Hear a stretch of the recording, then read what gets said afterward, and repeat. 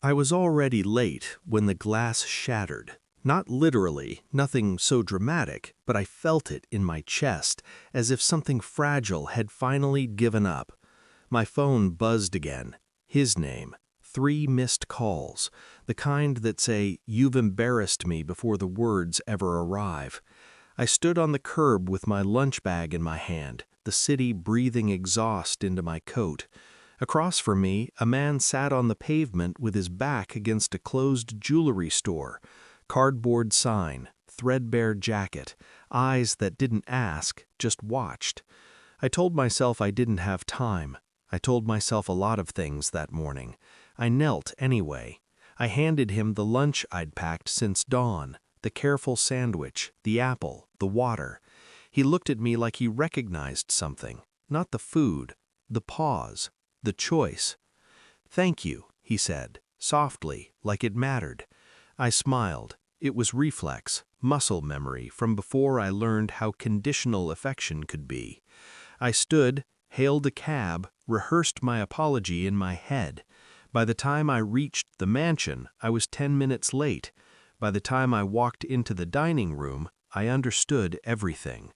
The man from the sidewalk sat at the head of the table, clean now, tailored suit, silver hair combed back with quiet authority.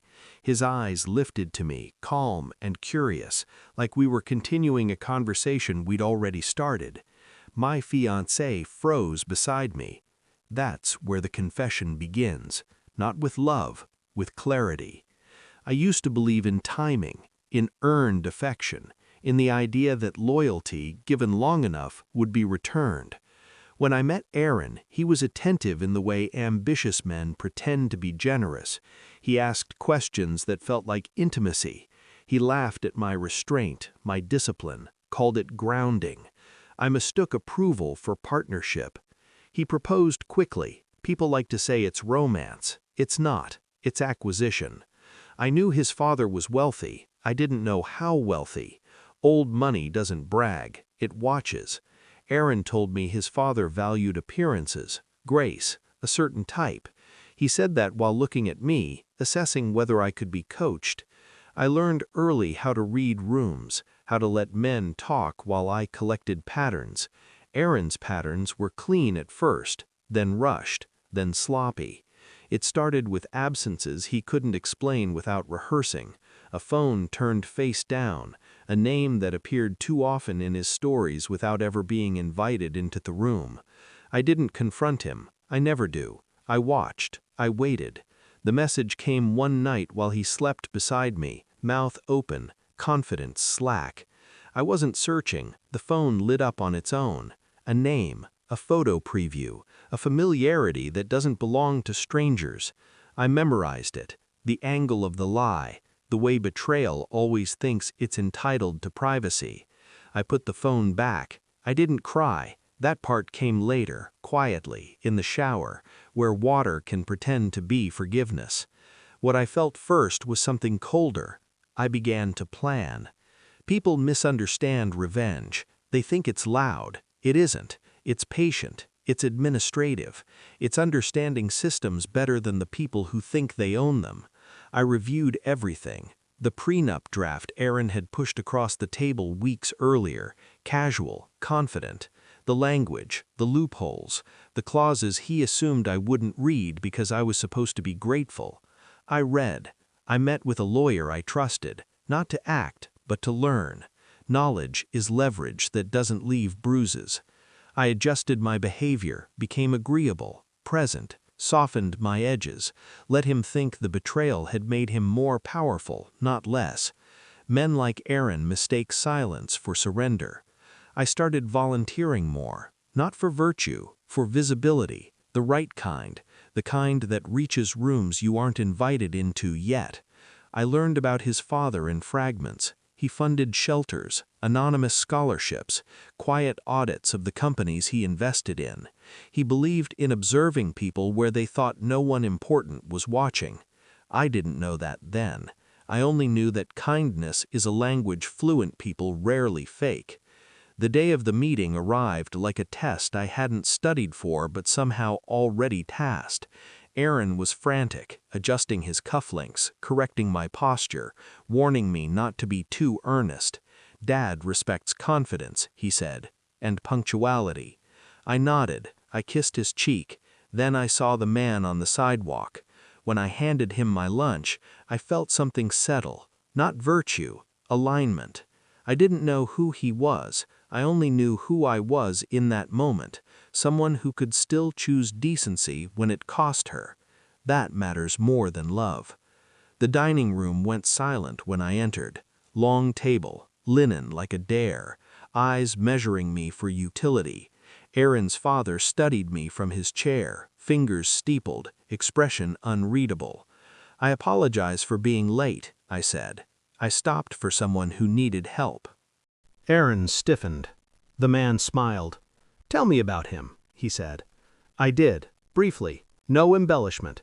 I spoke like it was normal, because it should be. Aaron cleared his throat.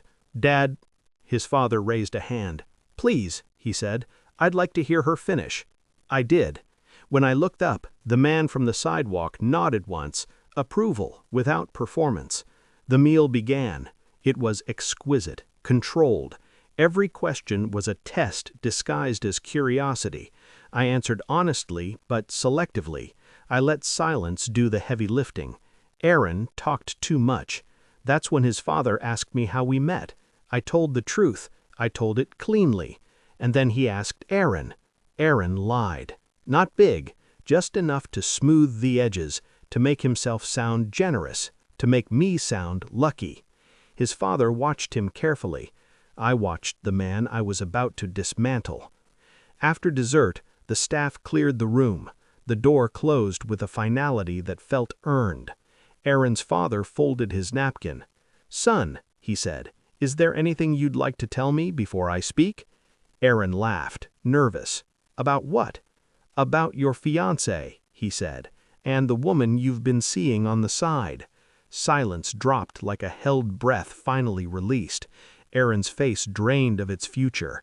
I didn't look at him. I looked at the man at the head of the table, the man who had thanked me on the sidewalk. "I believe in tests," he said, calmly. "Not the kind you announce, the kind people don't know they're taking." He turned to me. "You passed."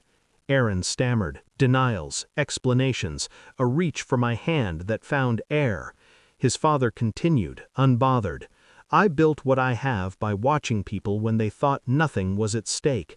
I fund shelters anonymously. I sit outside my own buildings. I see who notices." He smiled at me again, not kindly, respectfully. "My son failed," he said. Aaron tried to speak. "I'm not finished," his father replied.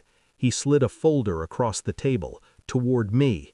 Inside were documents, trust revisions, a letter of recommendation, a transfer, quiet, legal, irrevocable. "I don't reward blood," he said. "I reward character." Then he turned to his son. "You're cut off," he said. "Financially, socially, permanently. You'll be fine. You're charming. You'll find someone else to carry you." Aaron collapsed into his chair. I stood. "I don't want your money," I said. His father nodded. "I hoped you'd say that." "I want the shelter fund," I continued, "in my name, for people who don't perform their pain." He smiled, this time warmly. "Done." I turned to Aaron. "I knew," I said, "for months." He looked at me like I'd rewritten the laws of gravity. "I waited," I continued, "because watching you fail yourself was more efficient than confronting you." I didn't raise my voice. I didn't need to. I left the mansion alone. The air outside felt lighter, honest. I didn't feel victorious. I felt complete. Betrayal doesn't end you. It clarifies you. It strips away the noise until all that's left is choice. I chose decency when no one important was watching. Turns out, that's when it matters most.